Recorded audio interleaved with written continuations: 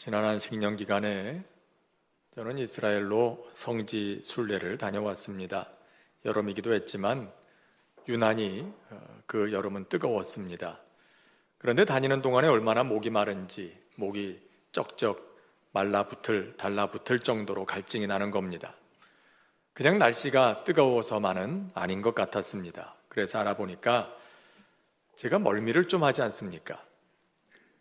그래서 거기서 내내 버스를 타고 다녀야 하는데 여행의 멀미 때문에 고생하면 안 되겠다 생각해서 멀미약을 내내 붙이고 다녔었는데 그 부작용 중에 하나가 갈증이 나는 게 있다는 거예요. 바로 그거였어요. 날은 뜨겁고 내내 목은 말라붙고 얼마나 힘이 들었는지 모릅니다. 이게 사람이 목이 말라서 갈증이 나서 죽는다는 게 이럴 수도 있겠구나라는 게 실감이 나는 그런 때였습니다. 사람 몸이 70%가 물로 돼 있는데 그렇기 때문에 물이란 곧 생명과도 같다고 얘기할 수 있겠죠. 그런데 이런 목마름, 이런 갈증은 단지 물이 없어서 느끼는 것만은 아닐 겁니다. 목마름이라는 단어 속에는 우리가 무엇인가를 간절히 원하는 것을 뜻하는 그런 의미도 들어있기 때문이죠. 이스라엘에게도 이런 목마름이 있었습니다. 간절히 원하는 게 있었습니다. 그것은 나라의 회복을 위한 갈망이었습니다. 이사야 선지자가 활동하던 시기는 이스라엘의 국운이 기울고 그리고 외세에 의해서 어려움을 겪고 있던 때였죠. 잠시 후면 나라는 망하고 포로로 끌려가게 될 겁니다. 이때 이스라엘에 간절한 소망이 있다면 뭐겠습니까? 그들의 이전의 영광을 다시 되찾는 것, 포로로부터 자유를 얻는 것이 아니었겠습니까? 오늘 우리는 어떨까요? 오늘을 살아가는 우리도 종류는 달라도 다들 무엇인가를 위한 목마름을 가지고 살아가고 있습니다. 어떤 사람들은 취업에 대한 목마름이 있겠고요. 어떤 사람들은 빨리 경기가 회복돼서 사업이 잘 됐으면 좋겠다, 그런 목마름이 있을 겁니다. 어떤 사람은 빨리 병이 나아서 건강을 되찾았으면 하는 목마름도 있겠고요. 혹은 결혼에 대한, 혹은 그동안 고민해왔던 문제의 해결에 대한 목마름들이 있을 겁니다. 그리고 생각하죠. 이런 것들이 다 해결되고 나면 다시는 내 안에 목마름이 없을 거다. 모든 게 다 해결될 거다. 그러나 과연 그럴까요? 우리가 그렇게 목말라 하는 것들을 손에 넣으면 더 이상 우리에게는 또 다른 목마름은 없을까요? 세계 최고의 부자였던 록펠러에게 어느 기자가 이렇게 물었다죠. 당신은 얼마나 더 벌면 그만두실 생각입니까? 그러니까 그가 놀랍게도 이렇게 답변을 했다고 그래요. 조금만 더 벌면. 물론 농담 섞인 말이었겠습니다마는 언중유골이라고 그 속에 그의 진심이 들어있었던 거죠. 이미 평생을 써도 다 쓰지 못할 만큼의 돈을 벌었지만 여전히 그는 만족하지 못하고 있다는 얘기입니다. 여전히 목이 마르다. 아직도 나는 채우지 못한 그런 부분이 있다. 복음서에 나오는 부자 청년의 얘기도 그렇지 않습니까? 그도 젊은 나이에 남들이 갖지 못하는 부와 명예와 평안을 얻었습니다. 그런데 그가 고민하면서 예수님께 나와 묻죠. 선생님, 어떻게 하면 제가 영생을 얻을 수 있겠습니까? 이 말은 결국 행복에 대한 질문이고 삶의 의미에 대한 질문이고 그의 목마름에 대한 질문이었어요. 그렇게 모든 사람이 부러워하는 걸 다 가졌는데도 그는 여전히 충분히 행복하다고 느끼지 못하고 있다는 겁니다. 여전히 뭔가 빠진 것 같은 삶, 뭔가 더 있는 것 같은데 그게 뭘까? 그걸 알 수가 없어서 지금 고민하고 있는 거지요. 그래서 예수님께 나와서 바로 그걸 채우고 싶었던 겁니다. 여러분, 왜 이런 일이 생기는 걸까요? 오늘 성경은 우리에게 말씀합니다. 너희가 어찌하여 양식이 아닌 것을 위하여 은을 달아주며 배부르게 하지 못할 것을 위하여 수고하느냐. 너희가 여전히 배가 고픈 건 진짜 양식을 못 먹었기 때문이다. 너희들이 먹고 있는 양식이 진짜 밥이 아니기 때문에 그렇다는 거예요. 너희가 마시는 물이 진짜 물이 아니기 때문이라는 거죠. 여러분, 목이 마르면 물을 마셔야 해결이 됩니다. 근육을 키우려면 단백질 먹고 운동해야 되죠. 그런데 목마른 사람이 갈증 없애겠다고 닭가슴살만 맨날 먹고 있으면 그 갈증이 해결되겠습니까?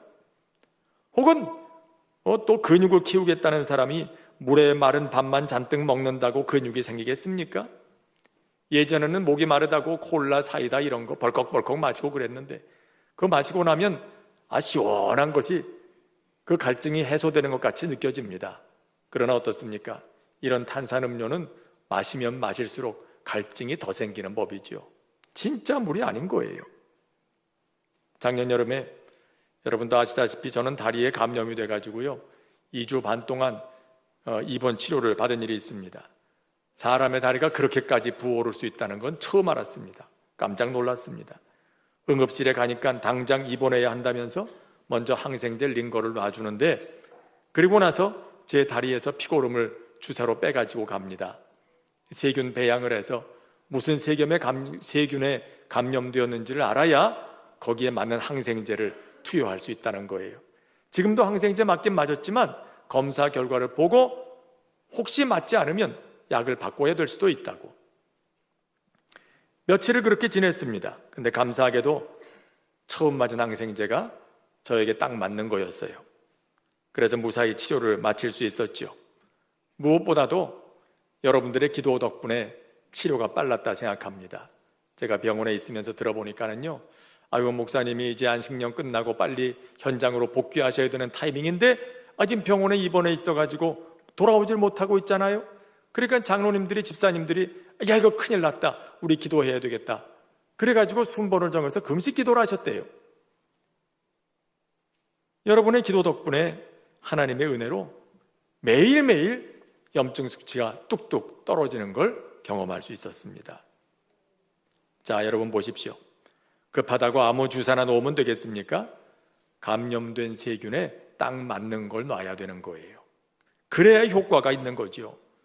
우리의 목마름도 마찬가지인 겁니다. 우린 그것이 우리의 목마름을 해결해 줄 거라 생각하고 그것들을 쫓아가지만 사실 그것은 마치 양식 아닌 것을 위하여 은을 달아주고 배부르게 하지 못할 것을 위하여 수고하는 것과 같다. 오늘 하나님 말씀하십니다. 왜 그럴까요? 왜 우리가 목말라 하는 것들이 우리의 목마름을 해결해 주지 못하는 걸까요? 여기에는 다음과 같은 이유가 있다고 합니다. 첫째는 우리가 간절히 원하는 것들은 다 언젠가 변할 수밖에 없는 것들이기 때문이랍니다. 그래서 잠깐은 해결시켜 줄 수 있을지 모르지만 이걸 근본적으로 완전히 해결시켜 주는 능력이 없다는 거죠. 취업만 되면 다 될 거다, 경기만 풀리면 다 될 거다, 건강만 회복하면 다 될 거다 생각하지만 여러분 어떻습니까? 취업하는 것도요, 일도 있다가 없다가 하는 거 아닙니까? 경기도 좋아졌다 나빠졌다 하는 거고요, 건강도 좋을 때가 있는가 하면 나쁠 때도 있고 영원한 건 하나도 없는 거예요. 그래서 그것이 온전한 우리의 목마름의 해답이 되기 어렵다는 얘기입니다. 둘째는 우리가 결정적이라고 생각하는 그것이 사실은 그렇지 않기 때문이랍니다. 캘리포니아 주립대학의 심리학 교수인 소냐 류보머스키라는 분이 이렇게 말했던 일이 있습니다. 우린 조금 더 가지면, 좀 더 건강하면, 이것만 있으면, 이것만 해결되면 더 행복할 것이다, 목마름이 해결될 거다라고 생각하지만 사실 그것은 우리가 행복하다고 느끼는 데에 고작 10%의 영향력밖에는 행사하지 못한답니다. 그래서 우리가 원하는 걸 얻었더라도 결국 그것은 우리가 행복하다고 느끼는 것에 10% 얻은 것에 불과하기 때문에 아직도 채워지지 않은 90%는 언제나 남아있게 돼 있다는 거예요. 그래서 우린 여전히 목마르게 되는 거죠. 이게 결정적이다, 이게 100% 해결책이다, 우린 생각하는데 100%가 아니라 몇 프로밖에 안 된다고요? 10%밖에 안 된대요. 10%밖에. 나머지 90%는 언제나 채워지지 않은 상태로 남아있다. 셋째는 멈출 줄 모르는 우리의 욕망 때문이랍니다. 독일의 심리학자 에리 프롬은 이런 말을 했어요. 나의 욕망은 끝이 없기 때문에 나는 결코 만족할 수가 없다. 자, 무슨 말일까요?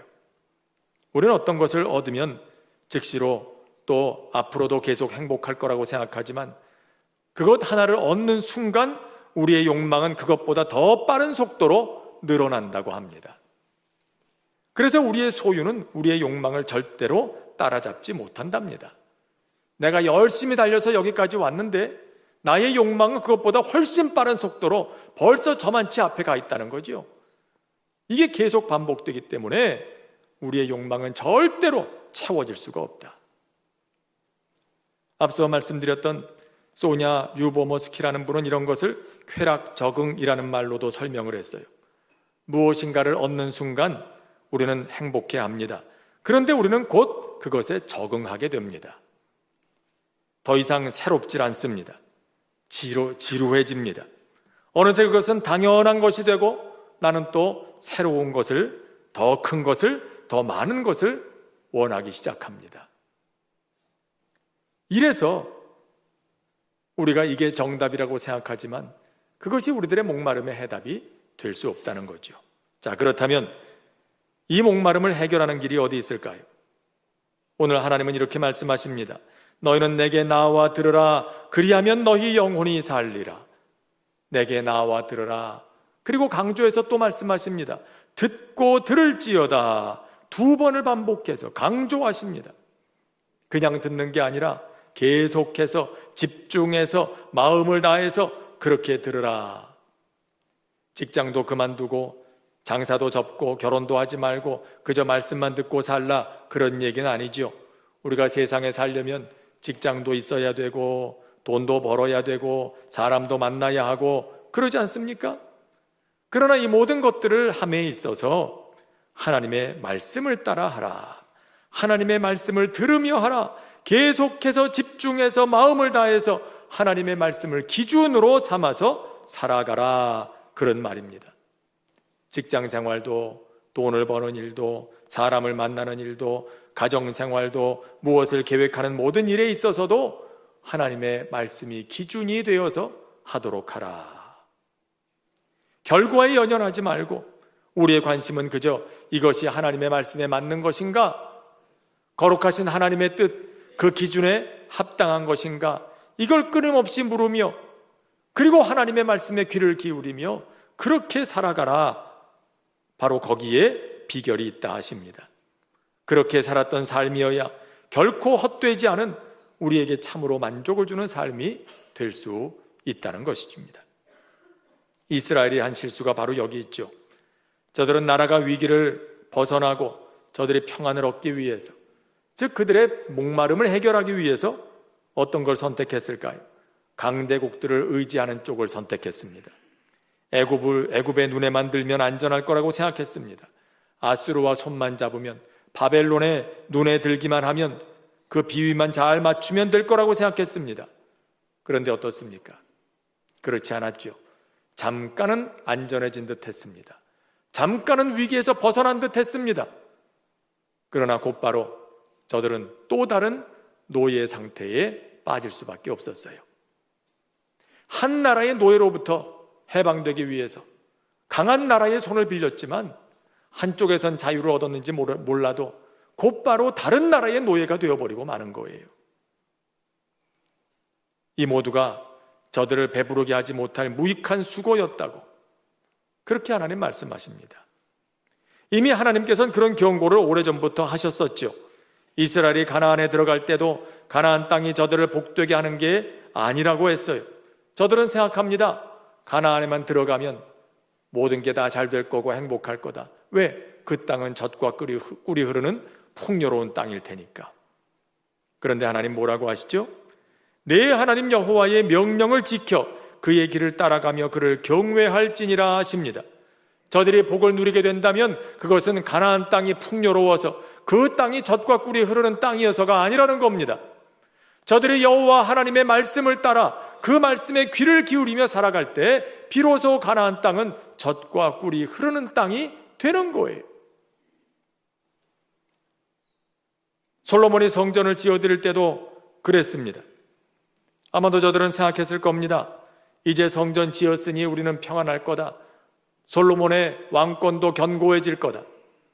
그런데 그런 생각을 가진 사람들에게 하나님 뭐라고 하십니까?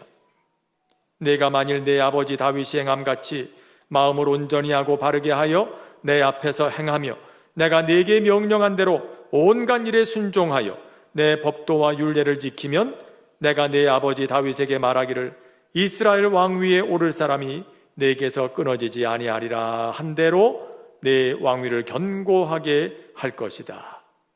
성전을 지어서 복을 받는 게 아니라는 거예요.